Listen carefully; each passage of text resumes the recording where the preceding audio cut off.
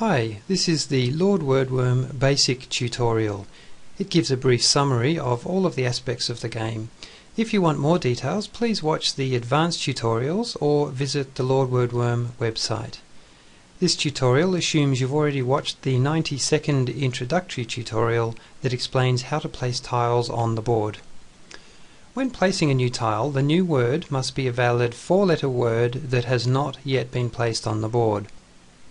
The tile cannot cross over an orange wall, and it must be placed on an empty hex or on a gem. There are 3 types of gems: quartz gems, triple the score of the tile; ruby gems increase the total score using the percentage marked on the gem; and emerald gems increase your Lord Wordworm bank balance. I'll place a tile now so you can see that in action. Every placed tile adds 1 cent to your Lord Wordworm bank, but in this case we're about to place one on an emerald gem to increase our bank account by an extra 5 cents.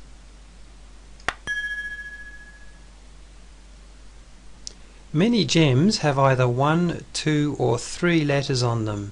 These letters are conditions to determine which word you can place on them.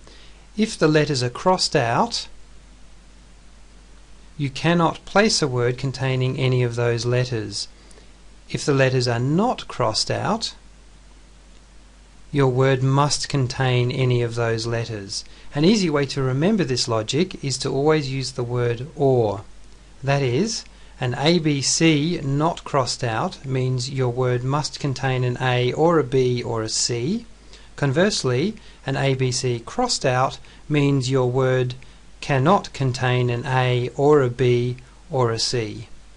I'll place a few more tiles now just to show you this in action.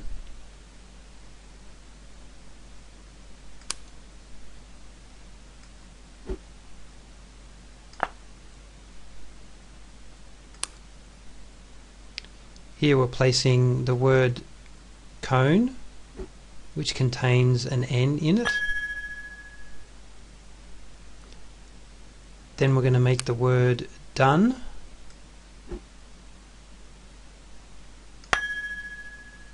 And finally dine, because this emerald gem cannot contain an O.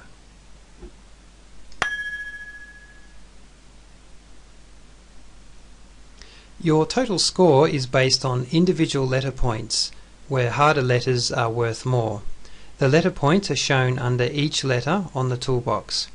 The scores are also multiplied by gems and other bonuses described in the advanced tutorial. After placing tiles, you'll start to run out of letters. To replace them, we press the Letters button. Letters are chosen randomly according to the probabilities, which are based on how often the letter can be used to create a new word. For example, the letter S will come up much more frequently than the letter Q. Random letters are not limited to only the missing ones, as you'll see here.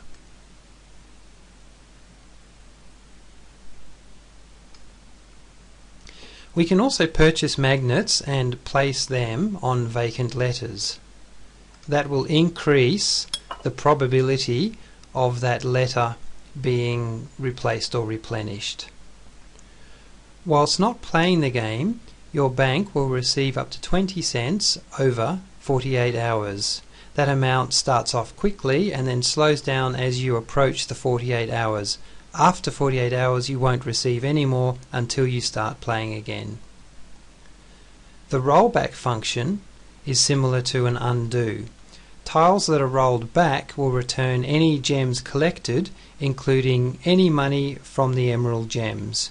If you don't have sufficient in your bank to return the emerald gem, you'll have to wait until your bank balance builds up again. When rolling back a tile, you get to keep the 1 cent you collected for placing the tile. However, the letter used to create the tile is not returned. I'll show you an example. It's going to roll back these 5 tiles, which means the money earned from those 2 emerald gems will also be returned. Here we're confirming that we want to roll back all 5 selected tiles.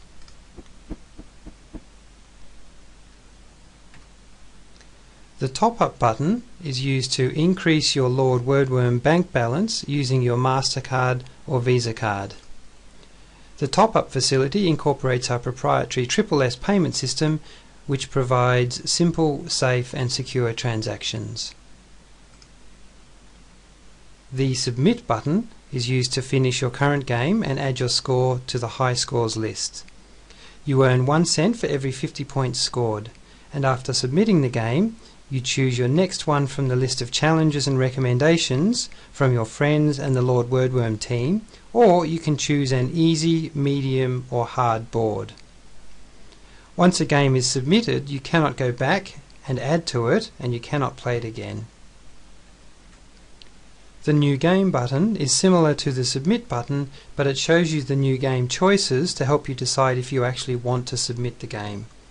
Before submitting the game, you can recommend or challenge your friends by clicking the Friends button. To get information on parts of the board and toolbox, click the Help button down here in the corner, and then click on the area of interest.